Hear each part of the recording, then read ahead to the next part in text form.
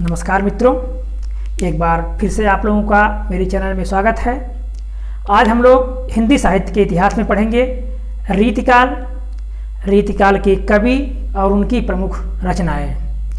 तो हम सबसे पहले इसको ये जानेंगे कि इसे रीतिकाल क्यों कहा जाता है और इसकी विशेषताएं क्या हैं। तो रीतिकाल की जो शुरुआत है वह अगर ईस्वी से देखा जाए तो 1643 ईस्वी से 1843 ईस्वी के बीच माना जाता है, और विक्रम शती से देखा जाए तो 1700 से 1900 के बीच में माना जाता है, क्योंकि जो विक्रम शती है वह 57 वर्ष आगे चलती है। तो अब आप देखेंगे कि यह 16 साल से शुरू हो रहा है। तो इसके पहले जो तिथियां थी, जैसे आदिकाल के बाद आपका आया भक्ति काल। तो आदिकाल के पहले भी जो आपकी संस्कृत भाषा थी, संस्कृत के बाद तमाम भाषाएं जो आई और अपभ्रंश से हिंदी बनी, तो उस समय जो रचनाएं रची गईं, चाहे वो फारसी में थी या संस्कृत में थी या जो भी रस थे, तो उनसे कुछ चीज़ें उधार ली गई। और वर्तमान समय में जो रीतिकाल में गद्य रचे गए उसमें उन अंशों को रख दिया गया, इसलिए क्या कहा गया, इसे रीतिकाल कहा गया।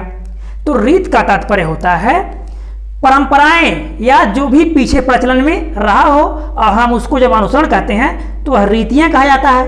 तो जो लेखक हुए रीतिकाल में उन लोगों ने उसे अनुसरण किया, इसलिए इसे क्या कहा गया, रीतिकाल कहा गया।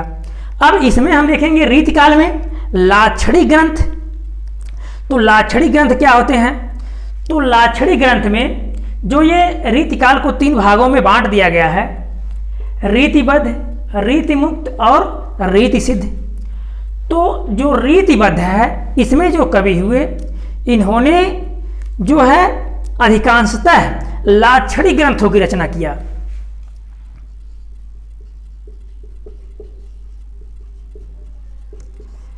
तो जो लाक्षणिक ग्रंथ होते हैं, ये क्या होता है इसमें कि कुछ अंशों को पीछे वाली जो भी रचनाएं रचित हुई हैं उसके कुल अंशों को उसमें ले लेना, और नख से लेकर के सिख तक वर्णन, अर्थात शुरू से लेकर के अंत तक का वर्णन इसमें किया गया। जबकि रीति मुक्त में इसको नहीं लिया गया, और रीति सिद्ध में पूर्ण रूप से रीति को एकदम सिद्ध कर दिया गया। तो रीतिबद्ध, रीति मुक्त और रीति सिद्ध, इन तीनों जो रीतिकाल हैं इसके मुख्य रूप से 3 कवि हैं। तो जो तीनों कवि हैं, केशवदास, बिहारी दास और भूषण, इनको कवि त्रयी कहा जाता है। ठीक, तो भूषण, बिहारी दास और केशवदास, इन तीनों लोगों को कवि त्रयी कहा जाता है। और रीतिकाल के ये तीनों बहुत ही मुख्य कवि हैं। और जब केशवदास और बिहारी दास ये दोनों लोग श्रृंगार रस की रचना कर रहे थे, उसके बाद भूषण ने वीर रस की रचना करके इन लोगों से अलग करके अपना एक स्थान साहित्य में प्राप्त कर लिया। अर्थात हम समझ सकते हैं कि जो भूषण थे उनकी जो रचनाएं हैं वह अधिकांशतः किसमें हैं, वीर रस पर आधारित हैं, और जो केशवदास और बिहारी की रचनाएं हैं, इन लोगों की रचनाएं श्रृंगार रस पर आधारित हैं। अब हम कुछ रीतिकाल की मुख्य विशेषताओं के बारे में देखेंगे कि इसके मुख्य विशेष क्या हैं। इसमें नायक नायिका का वर्णन है रीतिकाल में मुख्य रूप से, और श्रृंगार रस की प्रधानता है। याद रखिएगा, किसकी प्रधानता है, श्रृंगार रस की प्रधानता है। और कवित्त, सवैया और दोहे, रीतिकाल में कवित्त, सवैया और दोहे की रचना हुई, जिसमें से याद रखिएगा सवैया सबसे अधिक, किसका प्रभाव रहा, सवैया का रहा, यानी सबसे अधिक मात्रा में सवैया की रचना की गई। अब हम देखेंगे भाषा। तो जो रीतिकाल की भाषा है, याद रखिएगा पूरे रीतिकाल के जितने भी कवि हुए सबकी भाषा ब्रज है। और ये जो कवि हैं ये अधिकांशतः दरबारी हुआ करते थे, अर्थात राजाओं के दरबार में ये गायन करते थे, और कुछ राजा भी उन्हीं को देख करके बाद में कविता की रचना करने लगे। अब हम देखेंगे रामचंद्र शुक्ल ने जो है रीतिकाल नाम दिया। विश्वनाथ प्रसाद मिश्र ने श्रृंगार काल नाम दिया। डॉक्टर रमाशंकर शुक्ल ने इसे कला काल कहा। अब हम आएंगे कवि और उनकी रचनाओं को देखेंगे। तो रीतिबद्ध, रीतिमुक्त और रीति सिद्ध में हम सबसे पहले देखेंगे रीतिबद्ध कवि, जिन्होंने रीतियों में बद्ध करके कविताओं की रचना की। यहाँ तक कुछ कविताएं या कुछ रचनाएं उनकी मुक्तक भी हैं, लेकिन रीति अधिकांश रचनाएं जो हैं वो रीतिबद्ध ही हैं। अब देखेंगे केशवदास, 1560 से 1617 ईस्वी के बीच माना जाता है इनकी जन्मतिथि। तो अब हम देखेंगे मुक्तक ग्रंथ।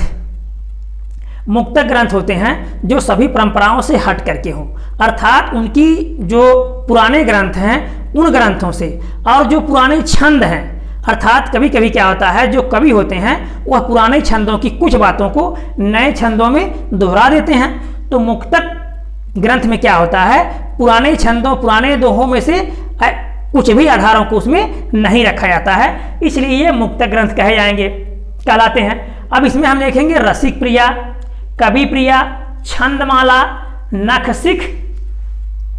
महाकाव्य में हम देखेंगे जो केशवदास के महाकाव्य हैं, रामचंद्रिका, रतन बावनी, वीर सिंह देवचरित, विज्ञान गीता, जहांगीर जस चंद्रिका। ठीक, अब हम एक चीज देखेंगे, जो इनकी रामचंद्रिका है तो सबसे ज्यादा ख्याति केशवदास को रामचंद्रिका से ही प्राप्त हुई है, और इसे रामचंद्रिका को छंदों का अजायब घर कहा जाता है।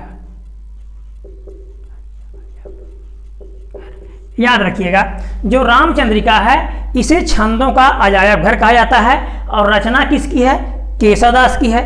किस भाषा में हुई होगी, ब्रज भाषा में, क्योंकि रीतिकाल के जितने भी कवि हुए हैं उनकी रचनाएं किस भाषा में हैं, ब्रज भाषा में हैं। अब हम देखेंगे चिंतामणि, ये भी रीतिबद्ध कवि और रीतिकाल के कवि हैं। तो जो चिंतामणि हैं, आचार्य रामचंद्र शुक्ल ने, आचार्य रामचंद्र शुक्ल इन्हें रीतिकाल का प्रवर्तक कवि माना है चिंतामणि को, लेकिन मुख्य रूप से केशवदास ही रीतिकाल के प्रवर्तक कवि माने जाते हैं। अब इनका मुक्तक काव्य है रस विलास, छंद विचार, पिंगल, श्रृंगार मंजरी, कविकुल, कल्पतरु, काव्य प्रकाश, कवित्व विचार, प्रबंध काव्य, रामायण, रामाश्वमेघ, कृष्ण चरित, ये चिंतामणि की रचनाएं हैं। अब हम देखेंगे भिखारीदास। भिखारीदास की रचनाएं हैं रस सारंग, काव्य निर्णय, श्रृंगार निर्णय, शतरंज सतीका। अब देव, ये भी रीतिबद्ध रीतिकाल के कवि हैं।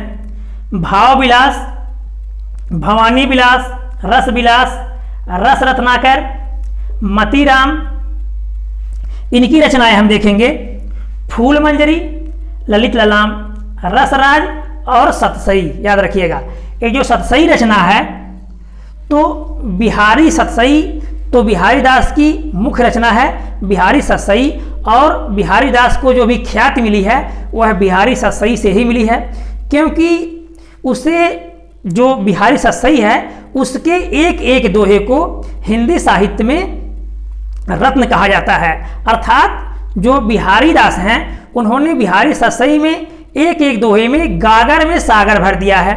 अब उसके पश्चात मतीराम जी की जो सतसई आई है उसी के अनुकरण पर ये लिखी गई है। फिर हम देखेंगे पद्याकर। पद्याकर की रचना है गंगा लहरी, प्रबोध पचासा, ये पद्याकर जी की रचनाएं हैं। अब हम आगे आएंगे रीतिमुक्त कवि और उनकी रचनाओं को देखेंगे। तो हम देखेंगे रीतिमुक्त। रीतिमुक्त के जो कवि हैं ये लक्षण से हट करके अर्थात लक्षण मुक्त ग्रंथों की रचना की, और रीतिमुक्त में घनानंद सबसे मुख्य कवि हैं, और इनकी रचना है सुजान हित प्रबंध, प्रीति प्रवास, पदावली, इश्क लता। आगे देखेंगे हम आलम भी रीतिमुक्त कवि हैं, इनकी रचना है आलम केल, फिर बोधा, बिरह वारिस, इश्क नामा। आगे देखेंगे ठाकुर, इनकी रचना है ठाकुर ठसक और ठाकुर शतक, ये मुख्य कवि हैं रीति मुक्त काव्यधारा के। अब हम देखेंगे रीति सिद्ध कवि। तो रीति सिद्ध कवि में बिहारी लाल सबसे प्रमुख कवि हैं। अब इनकी एक मात्र रचना है बिहारी सतसई, जिसमें कुल 719 दोहे हैं और इसकी भाषा ब्रज है। जैसा बताया गया, लगभग जो भी रीतिकाल के कवि हैं अधिकांशतः इन सब लोगों की भाषा ब्रज ही है। तो याद रखिएगा, इसमें दोहे कितने हैं? बिहारी सतसई में 719 दोहे हैं, भाषा ब्रज है और काव्य मुक्तक है। मुक्तक काव्य से तात्पर्य है कि पीछे जो भी छंद दिए गए हैं उसमें से कुछ भी अनुसरण नहीं किया गया है, अर्थात स्वतंत्र रूप से नई रचना। अन्य कवि हम देखेंगे द्विजदेव, इनकी रचनाएं हैं श्रृंगार लतिका, श्रृंगारवती सी। अगले हैं बेनी वाजपेयी, इनकी रचना है फुटकर छंद। अगले हैं सेनापति जी, इनकी रचना है कवित रत्नाकर। ठीक, तो आपको जो भी पीछे बताया गया कि रीतिकाल के 3 मुख्य कवि, उनको याद रखिएगा, जो कि केशवदास रीतिबद्ध कवि हैं और भूषण, ये दोनों लोग रीतिबद्ध कवि हैं, और बिहारी लाल रीति सिद्ध कवि हैं। इन तीनों कवियों को रीतिकाल का सबसे मुख्य कवि माना जाता है। और भूषण दास की रचना है शिवराज भूषण, छत्रसाल दशक और शिवा बामनी। तो ये रहे रीतिकाल के कवि। तो वीडियो अच्छा लगा होगा तो लाइक कीजिएगा, सब्सक्राइब कीजिएगा, दोस्तों को शेयर कीजिएगा। धन्यवाद।